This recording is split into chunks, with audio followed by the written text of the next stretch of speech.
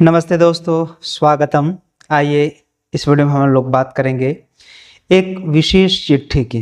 आप जानते हैं सरकारी कार्यालयों में बिना चिट्ठी के एक कदम भी आगे नहीं बढ़ सकते हैं।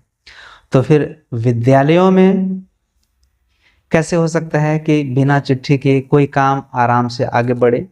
यदि कुछ भी आप अलग हट करके कुछ भी करना चाहते हैं तो इसके लिए विधिवत आपको एसएमसी की सहमति लेनी होगी, यानी तो विभागीय चिट्ठी आपके सामने होना चाहिए। हाँ, ये अलग बात है कि जहाँ कर्मियों के लाभ की बात होती है तो जो हमारा ऑफिस होता है वहाँ पे काम आपका जल्दी से नहीं होता है, भले ही विभागीय चिट्ठी आ जाए, सरकार का आदेश आ जाए, कोर्ट का आदेश आ जाए।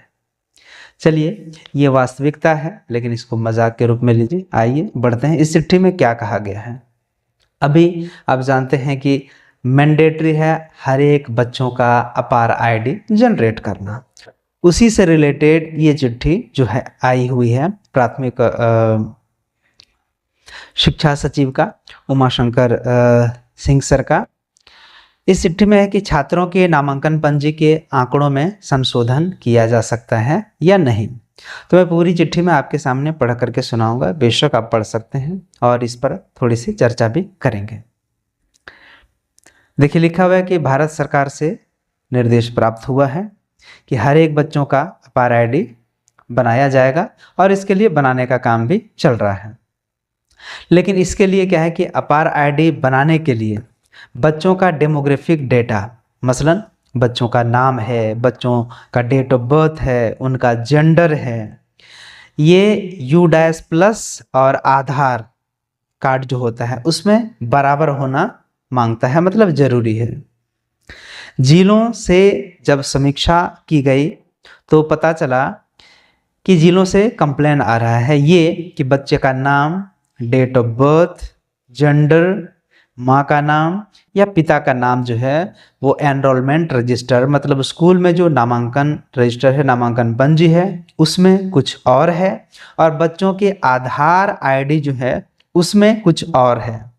जिसके कारण अपार आईडी बनाने के पहले हमें आधार को वेरीफाई या फिर आधार को वैलिडेट करना पड़ता है, वो फेल हो जा रहा है, जिससे अपार आईडी जनरेट नहीं हो पा रही है। तो जो प्रधानाध्यापक हैं या प्रभारी प्रधानाध्यापक हैं उनके द्वारा ये लॉजिक दिया जाता है कि विद्यालय के नामांकन पंजी में कोई करेक्शन नहीं किया जा सकता है, कटकुट नहीं हो सकता है।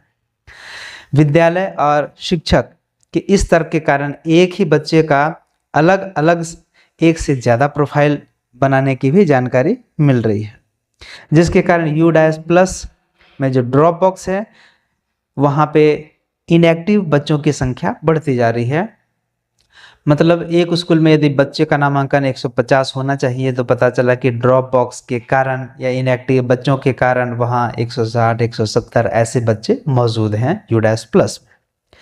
ये भी ज्ञात हो कि जो आधार है उसके द्वारा बच्चों के आधार में UIDAI के द्वारा पर्याप्त साक्ष्य के साथ उनके नाम, डेट ऑफ बर्थ या फिर जेंडर हो आदि आंकड़ों में एक बार संशोधन करने का प्रावधान किया गया है। मात्र एक बार आप इस तरह बदलाव कर सकते हैं।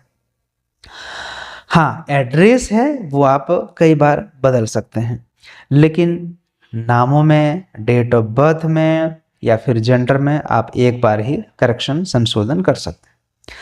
तो इसी के आलोक में निर्देश दिया है हमारे शिक्षा सचिव ने कि बच्चों का जो नामांकन रजिस्टर है और U++ में बच्चों का जो डेमोग्राफिक डेटा है उसको प्रधानाध्यापक या फिर प्रभारी प्रधानाध्यापक के द्वारा बच्चों के माता पिता से प्राप्त जो भी पर्याप्त साक्ष्य है, जैसे कि जन्म प्रमाण पत्र है या फिर आधार कार्ड है या फिर कोई एफिडेविट है, अदालती हलफनामा है, उसके दस्तावेजों के आलोक में विद्यालय के नामांकन पंजी में एक बार संशोधन किया जा सकता है, ताकि बच्चे का वास्तविक नाम, डेट ऑफ बर्थ या फिर उसका लिंग के आधार पर विद्यालय के नामांकन पंजी, आधार कार्ड, U++ और अपार आईडी कि आंकड़ों में एक रूपता लाया जा सके। ये आदेश दिया है कि ठीक है, हम चिट्ठी आपको भेज रहे हैं, आप पर्याप्त साक्ष्य के साथ अपने नामांकन पंजी में एक बार जो है बच्चों का असली नाम क्या है आप मिलान कर लें आधार कार्ड से, या फिर डेट ऑफ बर्थ यदि उनके पास और कोई है, या जो भी वो साक्ष्य उपलब्ध कराते हैं उसके आधार पर आप बदलाव कर सकते हैं। एक बार ये बोल सकते हैं एक निर्देश है, एक आदेश है शिक्षा सचिव की तरफ से।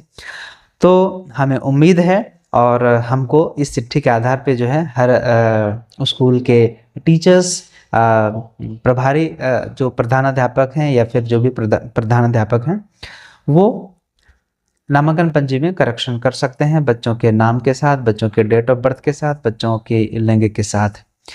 तो जो भी साक्ष्य वो लाते हैं या तो वो आधार कार्ड लाएंगे, उसके आधार पर आप करेक्शन कर दें। क्योंकि जब UDAS+ में आप अपार ID को जनरेट करेंगे तो आधार कार्ड में जैसा है वैसा ही होना चाहिए आपका नामांकन पंजी में। तो आधार के अनुसार नामांकन पंजी में आप इस साक्ष्य के आधार पर कर लें। ज़्यादातर बच्चों के पास यही होगा। यदि नहीं है तो वो अदालती हलफनामे लाते हैं तो उनके आधार पर कर दें, या नहीं तो यदि वो जन्म प्रमाण पत्र लाते हैं तो उनके आधार पर आप नाम जो है जो आपने लिखा है या जो भी विवरण आपने रजिस्टर में दर्ज किया है वो आप सुधार कर सकते हैं। तो उम्मीद है आपको इस वीडियो के माध्यम से ये क्लैरिटी हो गई होगी। और इस वीडियो के डिस्क्रिप्शन में यह जो लेटर है, हालांकि यह सर्कुलेट हो चुका होगा, आपके बीच पहुंच चुका होगा, फिर भी मैं इस PDF का लिंक जो है वीडियो के डिस्क्रिप्शन बॉक्स में डाल दूंगा, जहां से आप उसको डाउनलोड कर सकेंगे। वीडियो के कमेंट बॉक्स में भी जा कर के आप देखेंगे तो वहां पे मैं इस वीडियो को इस PDF के लिंक को डाल दूंगा, जहां से आप इसको डाउनलोड कर सकते हैं कभी भी। इस चिट्ठी के पत्रांक दिनांक के आधार पर आप बदलाव कर सकते हैं बच्चों की विवरणी में। धन्यवाद पूरा वीडियो देखने के लिए। मिलते हैं अगले वीडियो में फिर कोई नई जानकारी के साथ। नमस्कार।